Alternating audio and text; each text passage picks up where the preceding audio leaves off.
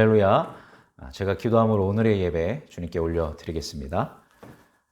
살아계신 하나님 아버지, 죄와 죽음 가운데 있던 저희를 예수 그리스도의 이름으로 부르시고 예수 그리스도를 믿음으로 구원에 이룰 수 있도록 은혜 허락하여 주셔서 감사합니다.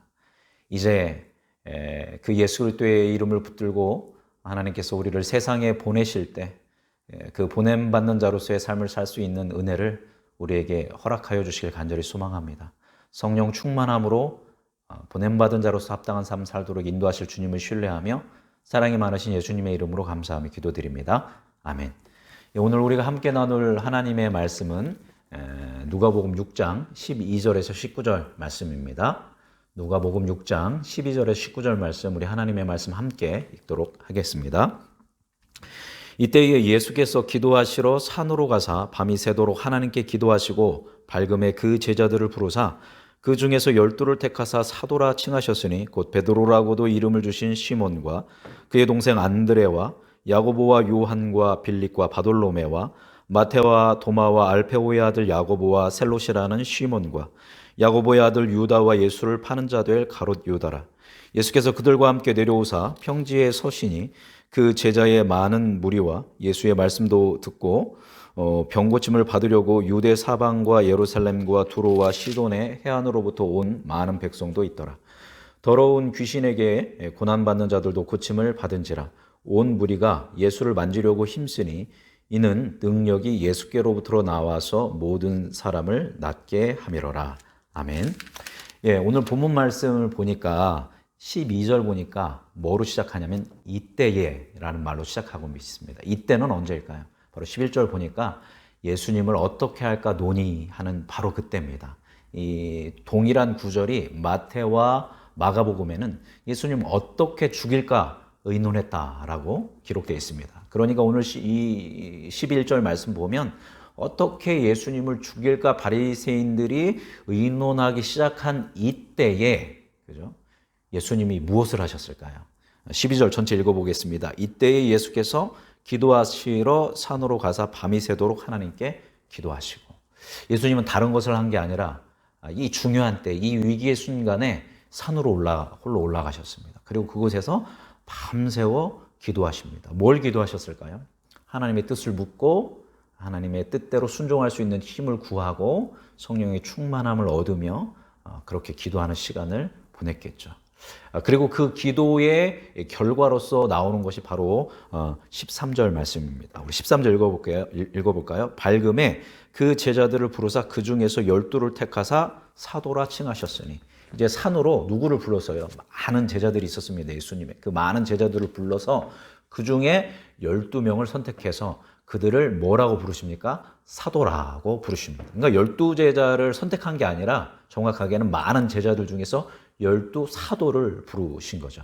이 제자는 예수님께서 불러서 온 사람이죠. 부름받은 사람들이고, 이제 사도는 뭐냐면 뜻 자체가, 원어 자체가 보냄받은 사람들이다. 보냄을 받은 자다라는 뜻을 가지고 있습니다. 그러니까 그 제자들 중에서, 부른 제자들 중에서 보내는 어떤 이런 사람들을 예수님께서 12명을 선택하셨죠. 곧 세상 속으로 나아가서 하나님의 교회를 세우고 이끌어갈 12명의 사도를 예수님께서 세우신 것입니다. 이제 뭐가 가까이 오기 때문에 이때에 예수님이 십자가에 죽으시고 대속적인 세계를 이루시며 부활하시고 승천하실 그때가 가까운 것이죠. 그래서 이 12제자를 부르시는 얘기가 오늘의 본문입니다. 그런데 이 12제자의 이름들을 보면 특이점이 여러 가지가 있죠. 첫 번째로는 많은 이들이 어부였다라는 거죠. 이 중에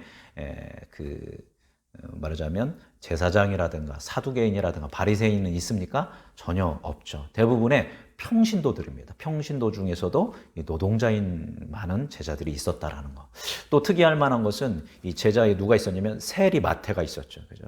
매국노로 불렸던 사람이죠. 그런데 이 세리와는 정반대되는 열심당원인 시몬도 있었다라는 거예요. 둘이 이렇게 싸울 수 있는, 충돌할 수 있는 가능성이 있는 사람들이 이 공동체 속에 있었다라는 것이고, 또 11명은 거의 다 갈릴리 지역의 사람인데 딱 한 사람, 가룟 유다죠. 이 사람은 남유다 지역, 예루살렘 밑에 지역에서 갈릴리까지 올라온 사람인데 이 사람도 이 제자가 되는 것을 볼 수 있습니다.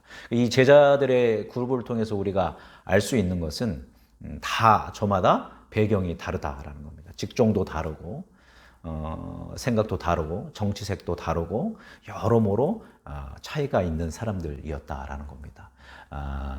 어떻게 보면 세속의 원리는 유유상종 아니겠습니까? 이제 그것을 넘어서서 이제 다양한 사람들이 지도자들이기 때문에 상징적인 사람들인데 다양한 사람들이 함께 화합하고 연합하고 배려하고 또 섬기는 그런 공동체로서 예수님께서 이 제자들을, 이 사도들을 부르시고 있는 것을 이 장면을 통해서 이들의 구성원을 통해서 또 알 수 있습니다.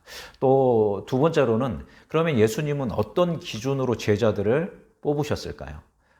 예를 들어서 열심히 시험을 해서 신천지는 그렇게 한다고 하는데 시험을 봐서 합격한 사람들만 제자로 부르셨을까요? 아니면 어떤 수준을 정해 놓고 거기에 도달한 사람들만을 부르셨을까요?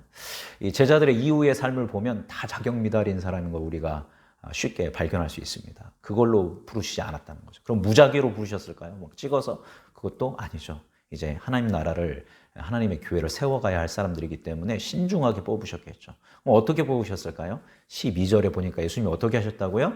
산으로 올라가셔서 밤새 누구에게? 하나님께 기도한 거죠. 하나님과 대화한 것입니다. 그래서 하나님의 뜻을 구하고 하나님이 원하시고 하나님이 선택한 사람들을 부르신 겁니다. 그들의 자격을 통해서가 아니라 하나님의 일방적인 은총과 선택에 의해서 이 제자들이 세워진 것을 볼 수 있습니다. 자, 말씀 정리하도록 하겠습니다. 그렇다면 이것이 우리에게 어떤 의미가 있을까요? 세상의 가치는 유유상종이라는 말이 있습니다. 혈연, 학연, 지연, 또 어떤 사람들은 경제적으로 비슷하고 또 교육적으로 이렇게 해서 맞는 사람들이 끼리끼리 살아야 유무상통하고 이렇게 행복하게 살 수 있다는 게 세속의 가치입니다. 그러나 예수님이 이 사도들을 부르시고 예수님의 제자 공동체를 세우실 때를 보면 전혀 유유상종이 아니라 전혀 다른 베이스를 가지고 있는 사람이, 전혀 다른 성격, 전혀 이렇게 모래알처럼 섞이기 어려운 사람들을 주님께서 부르시고 하나로 묶으시는 것을 볼 수 있습니다. 그렇게 해서 만들어진 게 무엇입니까? 바로 교회 공동체라는 것입니다. 그래서 예수님은 나와 차이가 있지만 서로가 서로를 공감하고 이해하고 용납하고 포용하고 나아가서 서로 배려하고 서로 섬김으로 하나의 아름다운 공동체를 세우라고 교회로 우리를 부르셨고 그것이 바로 하나님 나라다라는 것을 오늘 이 제자들의 부름을 통해서 우리가 볼 수 있습니다. 또 우리가 한 가지 더 적용해야 할 것은 모든 그리스도인은 뭘로 부르심을 받은 사람들이냐면 예수님께 제자로 부름을 받은 사람이다라는 것입니다. 이 제자로 부름을 받은 것에 대해서 감격하고 감사할 수 있는 우리 마음이 있었으면 좋겠고요. 동시에 또 우리는 뭘로 보냄을 받은 사람이냐면 사도로서 보냄 받은 사람이라는 거죠. 사실 더 이상 이 성경에 나오는 사도 이외에는 사도는 있을 수 없습니다. 그렇기 때문에 우리는 사도적으로 부르심을 받았죠. 그래서 우리가 사도적으로 세상 속으로 보냄을 받는 것이 그리스도인이라는 거죠. 그래서 세상 속에서 부름을 받고 세상으로 보냄을 받는 것이 그리스도인이고 교회라는 것 우리가 기억하면서 부르신 우리에 대해서 하나님께 감사하고 또 보내시는 주님께 우리가 순종하면서 이 하루를 정말 의미 있고 가치 있게 살아가는 여러분 되기를 간절히 바랍니다. 오늘 말씀 기억하면서 이 말씀 따라 살게 하여 주옵소서. 우리 이 말씀 따라 사는 동안 함께 찬양하겠습니다. 이 말씀 따라 사는 동안 지치지 않게 하시고 이 말씀 따라 사는 동안 주님 나라 이루소서. 오늘 말씀 기억하면서 우리도 중요한 순간에 예수님처럼 기도할 수 있게 하여 주옵소서. 부름받고 보냄받은 자로 합당한 삶 살게 하여 주시고 우리 교회 공동체가 연합과 섬김의 공동체가 되도록 인도하여 주옵소서. 하나님의 나라를 이루는 교회 되게 하여 주옵소서. 우리 함께 합심해서 기도하겠습니다. 거룩하신 주님, 주님께서 이때에 그 중요한 순간에 다른 것을 하신 것이 아니라 산에 올라 밤이 새도록 하나님께 기도하시는 이 말씀을 보게 됩니다. 주님, 우리도 중요한 선택을 하기에 앞서서 아니 삶의 모든 매 순간 하나님 앞에 엎드리고 하나님의 뜻을 구하며 그 말씀에 순종하는 그런 영적인 삶, 하나님이 기뻐하시는 삶, 하나님의 뜻에 합한 삶을 살 수 있도록 우리 삶을 이끌어 주옵소서.